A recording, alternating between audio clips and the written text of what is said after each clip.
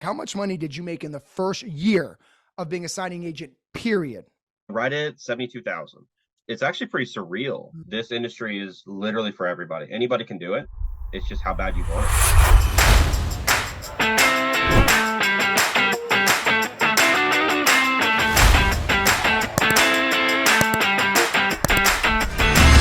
Another episode of On the Road with a Loan Signing System student here with Joe out in Florida. How you doing, brother? Pretty good, brother. How are you? Oh, so good, man. I'm so excited about sharing your story. As all these stories are, yours is as inspirational as anybody else. But let's just inspire people real quick. How much money did you make in the first year of being a signing agent, period? Right at 72,000.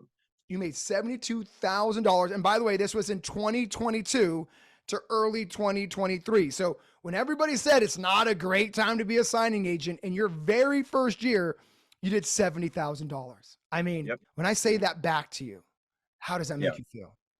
It's actually pretty surreal Mm, because dude, it's just a long journey, yeah. and the grind to get there, and then to see the payoff is Mhm. just incredible. We're 6, 7 months through 2023. What are you projected forecast to do this year? I'm projected to do about 82,000 this year. Bro, like how incredible is this? It's First year awesome. out of the Mhm. gates when everyone said, "Oh, it's not a great market." You're in Florida. You're in the middle of Florida. You're not even in Orlando. You're not Yeah. even in Tampa. You're in the Mhm. middle of Florida doing $70,000 your first year. So I always start with the money because that gets people really excited. But Yeah, oh, yeah. what I think is more inspiring than the fact that you've crushed it your first year in the business and in the middle of 2022 and 2023.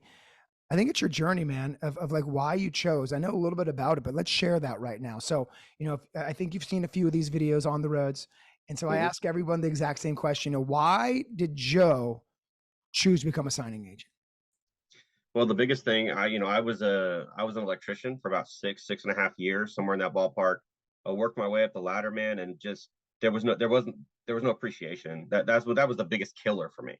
I was seeking something better, Mm. something to where I knew I needed to be an entrepreneur. I just didn't know what direction to take. I think you said something that a lot of people can relate to is you didn't Mhm. feel appreciated. Like dive into that, right? You're a tradesman, you're an electrician. Did you kind of, my guess is you had to go to a lot of school for that. My guess is like you were like, this is my gig, like this is what I'm doing. And Right. then Yeah. obviously something happened and you said not appreciated. So dive into that so people don't feel alone on that. So what do Yeah. you Yeah. Sure. when you say that? Yeah, sure. So, yeah, I mean, there's a lot of training that goes into it. And you get out there and you're working, and yeah, I absolutely planned on it being my career. I actually planned on getting my master's license and opening my own company and doing my own thing. And I just started to realize that not only did my employer at the time not appreciate the work I put in, it Mhm. was also like the client base was tough to Mm. work with. There's a saying in blue collar, especially in Florida, where oh, you're just another dirty construction worker, and like you actually do feel that when you're out Mhm. working, and it's like I'm actually a human being, and so Yeah. you just want to be a human being, and so Well, that's kind of that pushed me out, Well, and it let's just talk about that real quick because I think it's like very rude of people to be like a dirty construction worker. Construction workers built this country. An yeah. electrician is like, the most important part of a home, frankly. Mhm. And the fact that even the customers would make you feel unappreciated is kind of mind boggling to me. But I Yeah. guess, the ignorance of some is, and no matter what you do, but that alone must have been, very weird feeling to walk in and try to help somebody, but yet you get the feeling of like they're better than you or that they're above you or you're below them. Yeah. Uh, I don't even know what to say to that because in our business it's the opposite, right? People love when they see us open that door. Oh yeah. Um, but you're probably not the only person, in America who feels, kind of belittled in their job. But you Yeah. it said something in that statement too that I want to dive into to help people feel not alone. And that says you're not only was it not your employer, but you're referencing your employer was belittling you too, or not making you feel appreciated. Dive into that because again, I only ask this so people don't feel alone.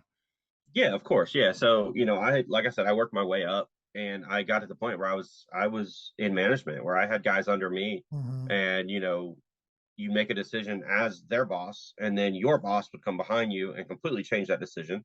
Um, and it almost felt like he changed the decision not because he had a better decision, but because he needed to assert dominance, if you will. Yes. Yeah. And so it's and then you have somebody who is above you says, you're replaceable. Just little make comments like Yeah, that. It's you it's just so tough. your boss at some point, someone above you, Hmm. literally said that you're replaceable Yeah, oh, would remind us of that all the time. all the time. Like like if they would get frustrated, you know, oh, everybody's replaceable was I think their favorite phrase. As a business owner who has employees, I would never say that. It's just, I Me neither. apologize Yeah. you experienced that, bro. Like no one deserves that. I mean, on any Yeah. level. Hmm. And thank you for sharing that with us because, like I said, my guess is you're not the only person who feels like that. But you have a family, right? Yes. And Yep. so, how did that make you feel at night coming home from a business that your boss is telling you that you're replaceable, having some of the clientele make you feel like you're beneath them? Share with that part of your journey because I think that's an important part of why you made the decision to go this direction. Yeah, I mean, I would just come home and I just be miserable, Yeah. and whether you like I said, whether you like it or not, you do take it out on your family, like just not being present mentally Ah, or emotionally, yeah. not feeling like you have the energy to just get through the evening Mhm. because you got to wake up the next day and go deal with the same shenanigans again. And that was a big factor in why I made a Yeah. change. You know, Like you said, to bring it home. But our business is like, I helped three people buy a house today. Like you come home almost jazzed, you know what I mean? And oh yeah, I come home relaxed, yeah, and and if I'm stressed, there's a legitimate reason. yeah, and usually you're stressed So because you got too much business. I was like, I got to go to place B tomorrow. It's a yep. good stress versus Oh yeah. someone talking down to you or you feeling less than. And Yeah. you have three children, I believe. Yep. And so now, how do they feel when dad comes home? Well, it just kind of depends, You know how this industry is. You could be out late or you could get home nice and early. So they've made comments about how less stressed I am. Mm, My daughters are competitive cheerleaders, so we do travel a lot, and they do, they're very involved with cheer and stuff. And for me to be able to not stress so much about being able to be off work when I was an yeah, electrician and getting where they need to be. And now, I don't take them a lot because my wife's work schedule works out nicely. But if I need to take them, okay, cool, yeah, no problem. I'll just yeah, put it on my schedule that I can't do a closing at that time. yeah, And it's just I don't have to go ask anybody. I don't have to schedule time off or put in yeah, PTO. yeah. It's just the freedom is unmatched. It truly is. The freedom is unmatched. That should be like a shirt for conference, by the way. It's such a true Yeah. statement. And I think, too many times, and this is my fault actually, too many times I highlight how much money someone makes. But it's Yeah. really, this industry is not about the money, right? Everyone loves those stories. So I tell Mhm. them, but I want to start telling more of your stories. Like, look, I'm making 70 grand, 80 grand a year, but the time I can able to spend with my children is worth 100,000. Like there's like there's not a price tag on going to your children's competition, your cheer competitions, right? And like you Right. said, I Yep. don't need to ask anybody. Like I'm just going to take next weekend off or next Tuesday, Wednesday, Thursday and go watch them. And so I don't Hmm. talk about that enough. And so I appreciate you saying that. So Yeah. let's kind of get towards the scary part, right? And the scary part's like when you made the decision to leave everything behind.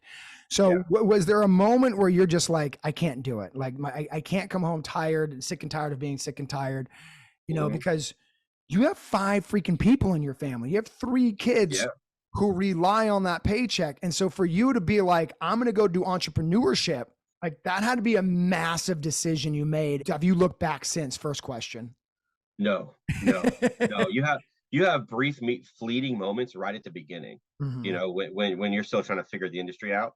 But no, there's never been a Yeah. time where I'm like, man, that was a mistake. Yeah. I Like, love it. no, no, it's no, it's scary at first, Yeah. Well, take but people through that fear, because I want people to realize that, just everyday Americans making a business out of this, right? mhm, When you decided I'm going to quit a job that's paying me guaranteed money, income, your salary, mhm, right. was there a specific moment that made you make this drastic choice, or was it just kind of a bunch of moments kind of building on top of each other? It was a bunch of moments after like 4 years of Hmm. me dealing with the shenanigans, but it was uh December 18th, 2021 is when I said I'm moving on. Ah, I had a whole nother plan, yeah. and that plan it just didn't quite work out. And so I gave them a 4 month notice. Hey, I'm leaving in 4 months because I knew they were gonna have a hard time replacing. Right. So I said, I'm Even giving you even though you 4 were months. replaceable. Right. Yeah. Yeah. Exactly. Yep. Yeah. Yeah. So I gave them a 4 month notice. I was supposed to leave March 18th. February, middle of February, I was like, no, no, no, no. I called my boss. I said, I'm out March 4th. I just Wow. couldn't do it anymore. Couldn't do it Couldn't do it anymore. anymore. I said, I'm gonna finish up this one big job for you, and Yeah. then I'm out. No. And by then, I had decided I was gonna go this route. Wow, that's incredible. And what I think is another great, incredible part about your journey is, you're a tradesman, you're an electrician, and Mhm. now you're going into real estate, right? You're going Yep. into reverse mortgages, you're going into home equity line of credits, you're going into seller packages. And I think that's a part of a very inspiring part of your business is I think a lot of people see these signing agents thinking like, oh, they're all white collar, right? Oh, to be Mhm. successful, you got to be white collar, you got to come from an educated background in real estate specifically. Right. Like you were an electrician. And Yeah. so did that scare you at all about trying to learn something brand new for the first time? For maybe someone who's like watching this, like, man, I don't know how you made that jump. Like talk to me about that jump and just going into something that was completely out of right field as far as industries. Yeah. So I mean, it's definitely a scary leap. You go from something that you're very good at to nothing, something you know literally nothing about. And you just have to be able to see the potential Mm, and figure out what your why is and run with it. hmm Why are you doing it? What's your motivation? And just get after it. And take to heart what people teach you. If somebody teaches you something, they're probably not trying to steer you the wrong way. They're not going to waste their time trying to teach you. Yeah. And I think that's the biggest thing in this industry is just learning and just applying. Well, I love what you said there. Follow your why, but something bigger was just like see the potential. Yes. And when you say that, what I heard is not the potential of the industry, but the potential of you. Yes. Right. You Yes. saw like I had to see my potential was more than what I'm doing. And Mhm. I don't think enough people see the own potential in themselves. And I Right. thought that was beautiful that, it doesn't matter if you're a tradesman or if you're a nurse or if you're a teacher, like if you know what you're capable of, Hmm. then the sky's the limit. And so I don't know if I took that wrong, but that's how what I heard in that sentence. And was Yeah. I kind No, of right? that's exactly right. That's exactly right. You got to look at your potential, your personal potential, and your business's potential. Yeah. And I think who was it that said this? It was Calvin Darville said one day. He said, "Without goals, you have no purpose." Yeah. And Mm, so set goals and then work towards your goals. yeah. And that hit home for me. And that was only a Yeah. couple months ago, but it Yeah. helped me take the direction a little differently. Yeah. Just list hearing that every Yeah. single day. Well, I want to share the news. You heard that 2 months ago. My guess is that's probably why you're going to start your signing service after 15 months in the business. I mean, come on, dog.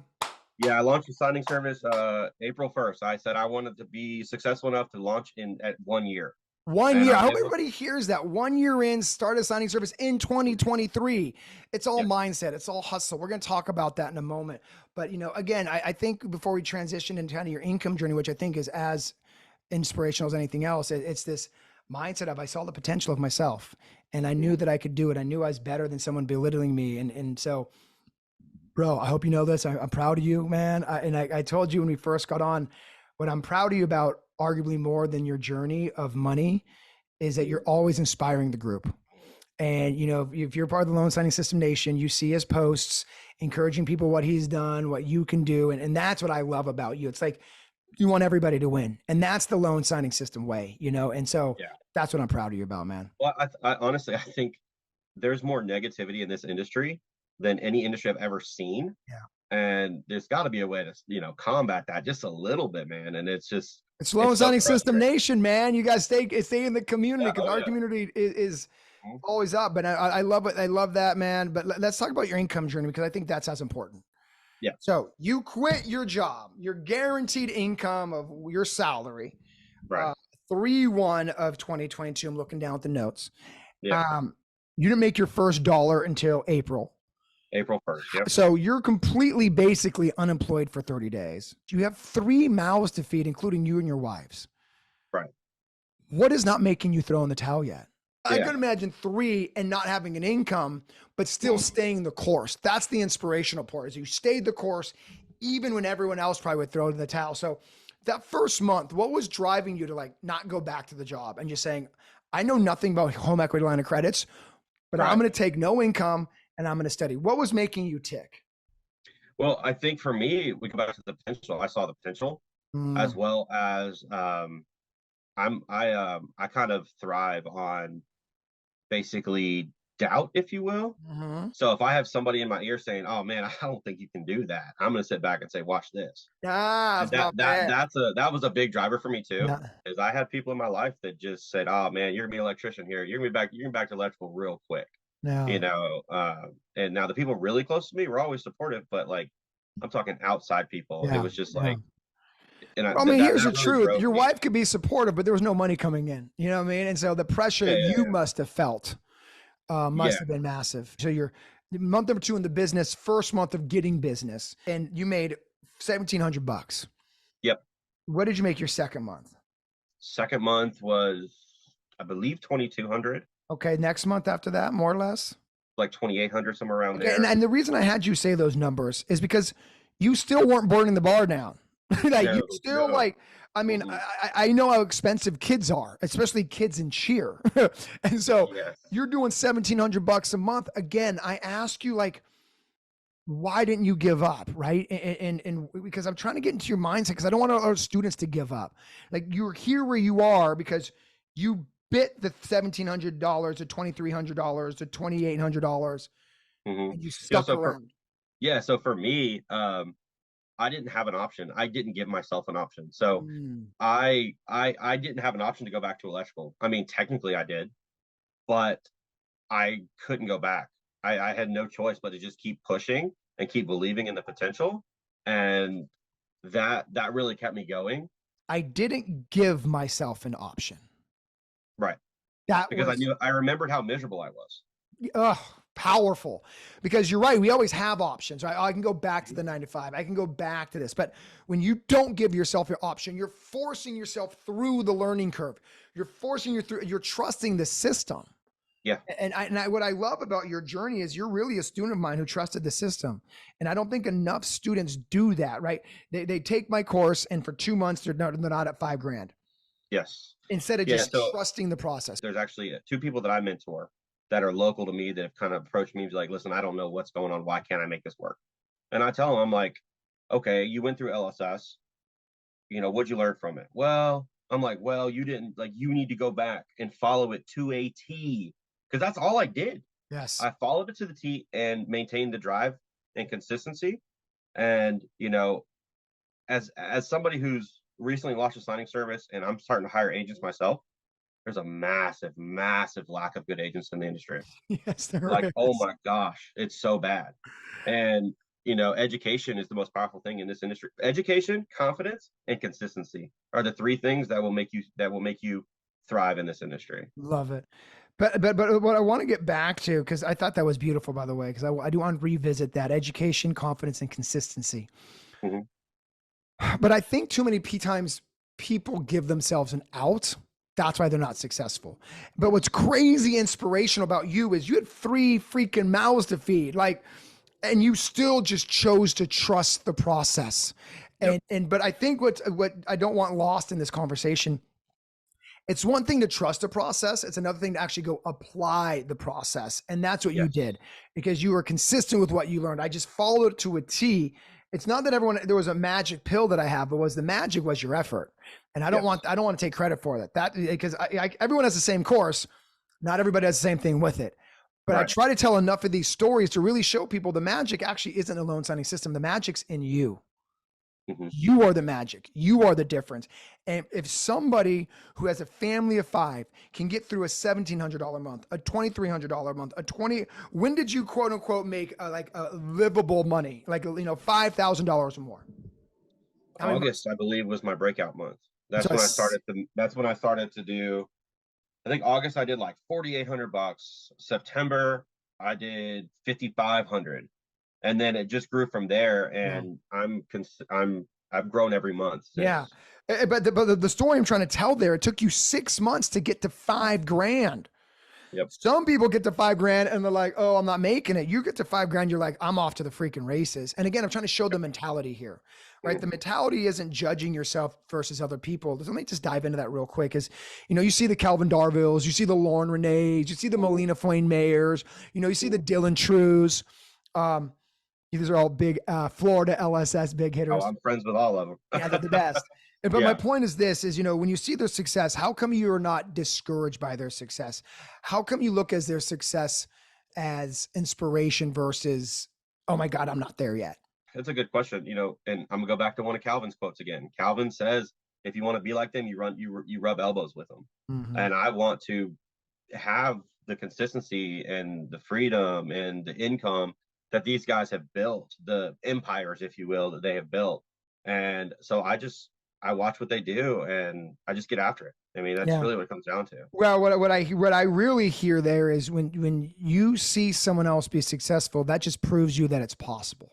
Yes, yes. And not enough people do that. People see when someone else makes more than them and they feel bad about themselves versus like if they can do it, I can do it. And so I think that's the difference between unsuccessful and successful people is when we see when someone else makes it, it's not that we've failed, it's that Yeah, it's possible. And so yes. I love that you stated that. But also too, you got to keep in mind that comparison can also kill you. You get to the point where you compare yourself to somebody and you just all you do is crush yourself because Yes. you're not in the right mindset Yes. while you're comparing. And that is huge because Huge. that's massive right there because you mean you can completely shut your whole business down because you get your mind stuck in a comparison. Yeah, well, frankly, if you would have compared month number 1, 2, 3, 4, 5, you would never got to month 6. You would never got to that breakout month. And I Right. hope everybody hears that, right? A lot of people think like, oh, I make $1,700 my first month. And frankly, it took you 2 months to get to that number. It Not one did. month. It took you two Mhm. months to get to $1,700. That's why I tell these stories, right? I tell the real journeys of real signing agents. Like, look, man, I had to go through 6 months before I broke the 5K mark. And then it's been off to the races since then. Ever since then, I'm now scaling to a signing service. And so again, I mean, thank you for sharing your story, man. And everybody's stories is inspirational, but the fact that you went through 6 months of what I would call barely covering the bills and your family Mhm. and sticking through that's perseverance. And that's what people don't see of enough of entrepreneurs. They see Yeah. like, oh, you have a signing service, but dude, I'd family of 5 making $1,700 a month. I could not imagine where you have thoughts of like, oh, I want to go back. Oh yeah. Yeah. The first 2 months, 3 months, it was like, man, I could literally one phone call and I start back tomorrow.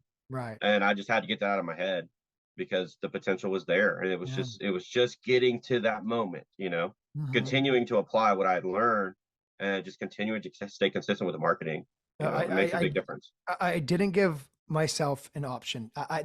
That's as good as any Kelvin Darville quote, because we choose that whether you know it or not, right? Like you didn't. I could have came back, but I chose not to give myself that option because I could have easily made that phone call.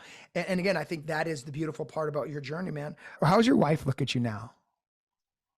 She's actually happier now. Yeah. She said something to me a couple months ago that I'm just different over the last 12 Mhm. months. I don't stress about things like I Mhm. used to. I can breathe a little easier. One thing I like to tell people is we don't just survive anymore. I can actually live now. And Mhm. those are two different things if you actually think about it. I mean, we've been able to travel so much because of what I do for a living. I mean, we went to Boston, Honduras, Belize, Mexico, Bahamas, North Carolina. I mean, we've done so much stuff in the last 15 months that we couldn't do before with our work schedules before and with how our life was. It's just been a completely different, last 15 months have been incredible. Well, I think you said another great line, and that's like we no longer survive, we live. Yeah. And I would actually argue you're no longer surviving, you're thriving, is what I Yeah. would argue. And proud of you, brother. And I know your wife is, and your children. It's just I literally can't get over that you had a family of 5, and you just persevered for the first 6 months, and that's what successful people do, though, It was right? It's brutal. It was brutal. brutal, Yeah, but but people we don't see the made it work. brutal enough. You know what I mean? And it's like they just see, oh, you're a signing service owner. Like, bro, I was living on $1,700 with a family of 5. Yeah. Like, Hmm. see that. You know what I mean? And Yeah. Oh and yeah. that's why I want to tell these stories is because this is such a beautiful story, man. It's a beautiful story of a father really, and I mean, there's something else you said earlier because this is what I'm working on. It's because I tend to overwork Oh yeah. And I'm working on being more present with my son. Hmm. And so you said that earlier, right? This allows you to be more present. And so what I hear is a father who really understands family first. Hmm. And you found a business that allows family to be first. Yes. And that's the Yeah. best part about being a signing agent, in my opinion. Mhm. It's not the money. Yes, you can make six figures. Yes, you can make $1 million a year, like in revenue, like Calvin does. Yeah. But it's to me, that's secondary to what you just said. It's like I can go to Belize, Honduras. Jealous. I've never been to Honduras. It's Belize, beautiful. Honduras, North Carolina. And so Mhm. I'm just proud of you, bro. I mean, I can't say it more, man. Um, let's segue to the next question. Okay. And I ask every successful signing agent the same question I'm asking you. What is the best piece of advice you could give me to be you? What would that be? The biggest thing I would say is to make sure and get out of that employee mindset from Mm. the moment you wake up to the moment you go to bed. You need to wake up in the morning and say, where can I go get the work? Not where is the work? I want all the LSS Nation watching this right now. Like this is the mentality of a successful student. They realize that because I build it doesn't mean they come. I Mhm. build Right. it and I got to go get them to come. Yeah. And again, to your point, it's employee mindset versus a business owner. Business owner goes, where can I go get the work? Being a tradesman, you're not a business owner first, right? I mean, you're the Mhm. classic boss, tell me what to do. So, Right. Yeah. Mhm. what was other shifts that you had to do that maybe can help someone else listening right now who still has that employee mindset? I think the biggest thing for me is when you wake up in the morning, you need to ask yourself, why are you doing this? Because that'll automatically start to you to start thinking about your purpose Mm-hmm. and where the potential is. So okay, why am I doing this and how do I get there? Mm-hmm. Don't get another thing too. You get a notification for a closing, you don't get it. You can easily slip into that employee mindset and sit there and saying, well, why didn't I get that? They should have just sent that to me. Instead you just move on and market to the next guy. That's my biggest thing is, if you get for I think statistically over the last year I found that for every 8 title officers that I market to, I get one. Yeah. Hope everybody heard that. Hope everybody And heard that. you That is, by the way, if you statistically draw that out, that's probably like a 15% closing ratio, maybe a Mhm. 12, Yep. which is normal in business. Like Yeah. that's a normal ratio. People come in Mhm. expecting 100%. And you're like, dude.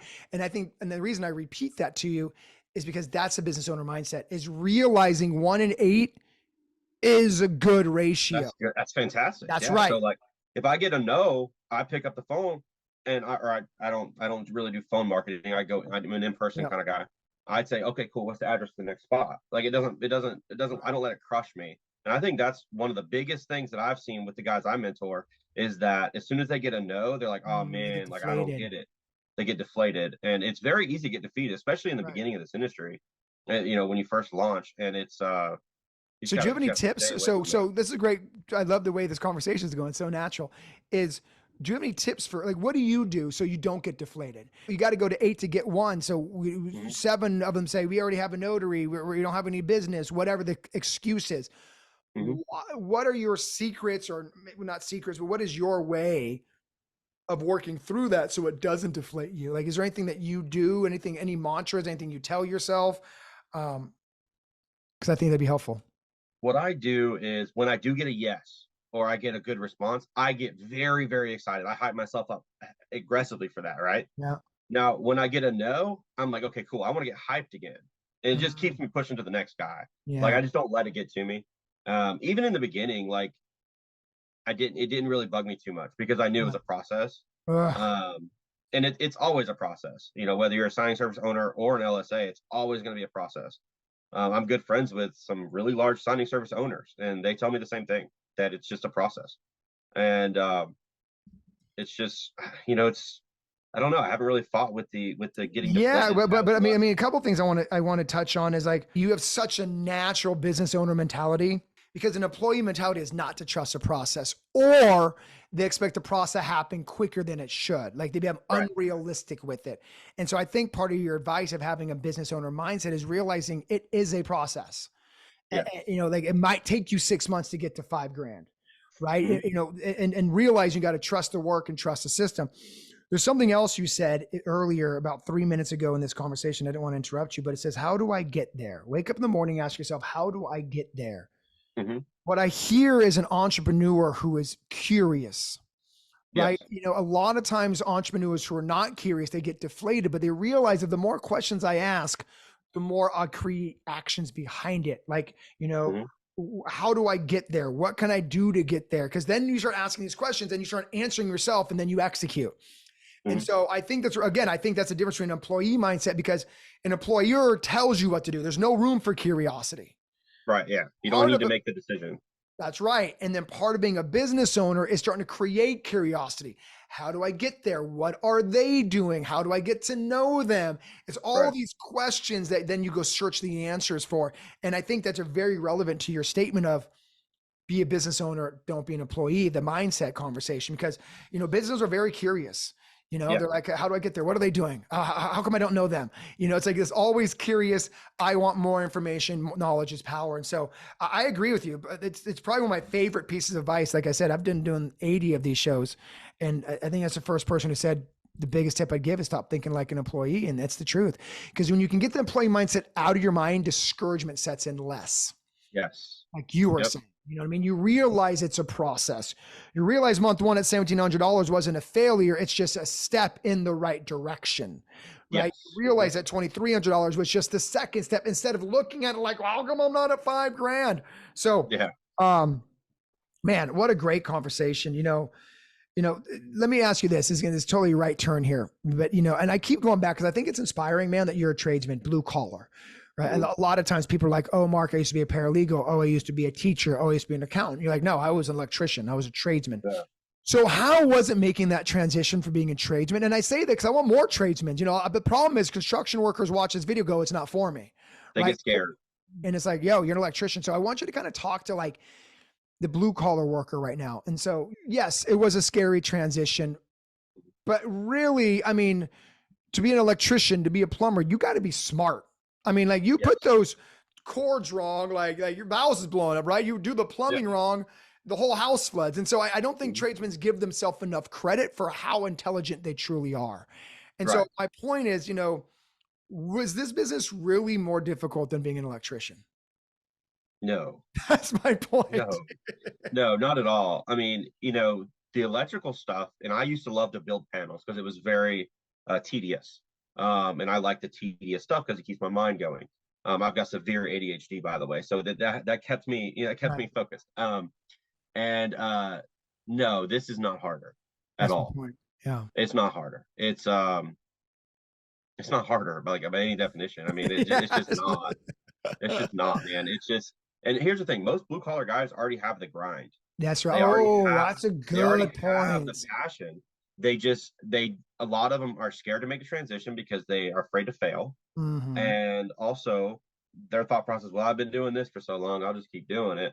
And they're just miserable. So you hit something on that, bro. It's like you're right. Blue collar guys, they're built to grind, Hmm. right? And if you can just change the grind, you could be happier, more Yeah, you just wealthy. have to transition your passion, your grind from That's over right. here to over here, and you have the same result. Yeah, a better result. If Like, not better. Yeah, yeah, if less not better. stress, more money. I Hmm. never thought about that, to be honest with you, because you're right. I guess blue collar guys, I think, get a bad rap because they're super smart. I mean, I couldn't Hmm. imagine being a plumber and trying to figure out how to make a toilet work. Right. I Right. couldn't imagine putting that electrical panel. Like, are you kidding me? Like, I'll Yeah. point and sign all day. You know what I'm saying? Like, Hmm. looks like that says your name right there. Looks like that says Right. Yeah. the word date. And so Right. I hope more blue collar guys watching this realize the transition is not as much difficult as it's really right here. Right. You said it Yes. best. It's like stop being afraid to fail. Hmm. And to be honest, they don't need to do what you did. You did an extreme. I got to quit my job. You can still, Yeah. if there's any blue collar guys watching this right now or gals that, you can do this part time. You made an extreme jump because you had a family to feed. You were tired of coming home upset and grumpy and all that other stuff. So, And man, a lot thank of you the so trades are much. done for the day by like 4. Mm. So there's plenty of time in the day. They never work weekends or weekends. So there's plenty of time in the day to do it as a little side hustle, as a little side grind. Man, I love it. I mean, I hope this reaches more blue collar people because I think you're an inspiration to them, man.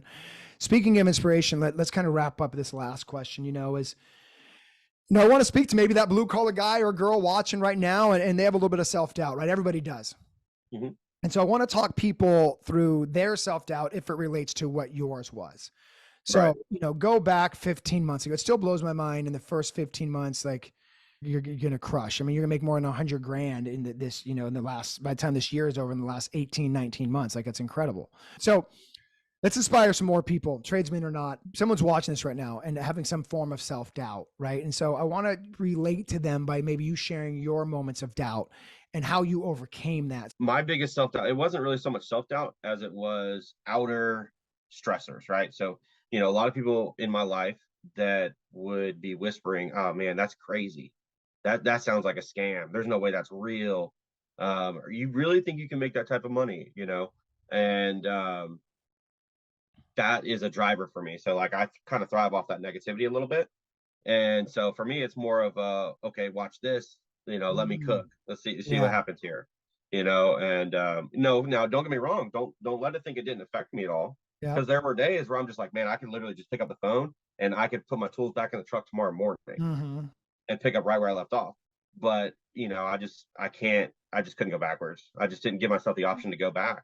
Well, I appreciate you being very honest, because I think a lot of times people circle, especially when they try to do something new, they like, oh my gosh, that's a scam. You're not going to make that type of money. What I've learned over the years is when people say that, that's actually a limitation they put on themselves. Mhm. And they're just reflecting like, I couldn't make 100 grand a year being a signing agent, so therefore you can't. Well, I've never Yeah. heard of being a notary signing agent, therefore that doesn't exist. So it's Oh yeah. almost their ignorance that they're reflecting on you. And so I appreciate you saying that, because I'm willing to bet a lot of people have that same kind of, problem, and learning how to block it out. But what I loved what you said, because I want to try to give actionable things for listeners, is like, you turn that into fire. You turn that into fuel. So instead of letting that get you down, and I loved how you're vulnerable enough to share, like, look, I had my moments of doubt, but I wasn't going to let somebody else dictate what I'm going to do, and you turn that into fire. And so my question to you is, how did you turn that into fuel? Was it just, I'm going to prove them wrong, or was it really more about like just kind of staying in your own lane and just focusing on your business?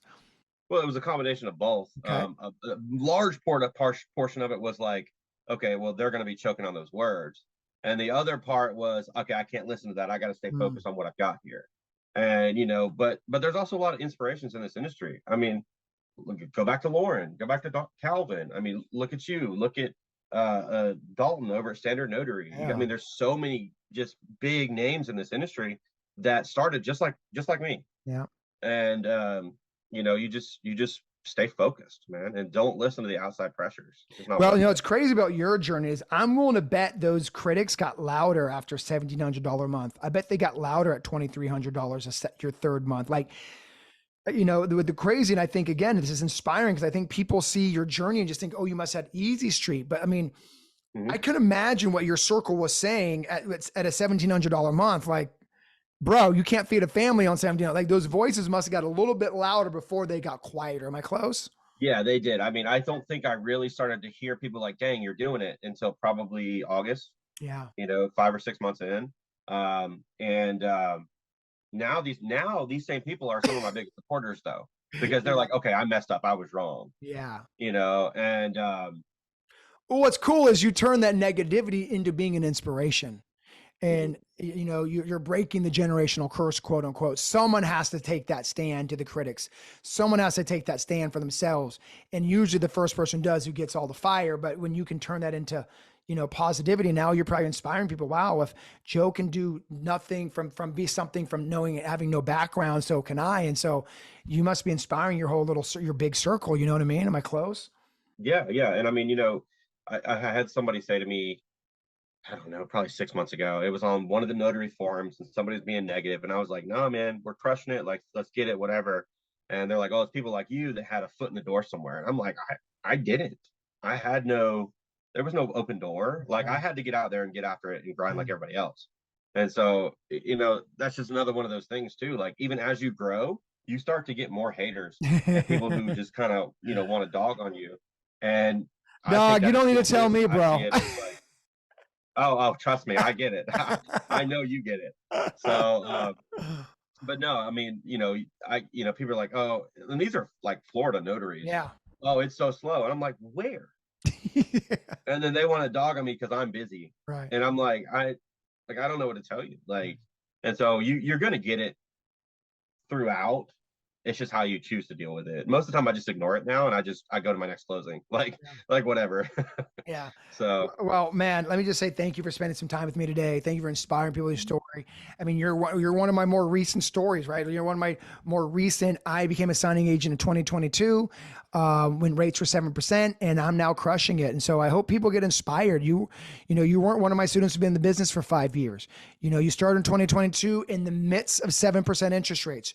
We're currently at 7% interest rates. You're projected $85,000 this year. And by the way, that's not even the most important part. The most important part is you can spend time with your family and your friends. And so let me kind of give you the last words on the way out. Let's talk to a tradesman, right? If a mhm, tradesman's doing this right now and you want to give some final words of inspiration just to take the leap, believe in yourself, trust yourself, talk to that person who is in the middle of Tennessee watching this right now and inspire them to take the leap and believe in themselves. just take the grind that you have now at your current job, and don't be scared to apply it somewhere else to where Yeah. you feel like you can thrive. And this industry is literally for everybody. Anybody can do it.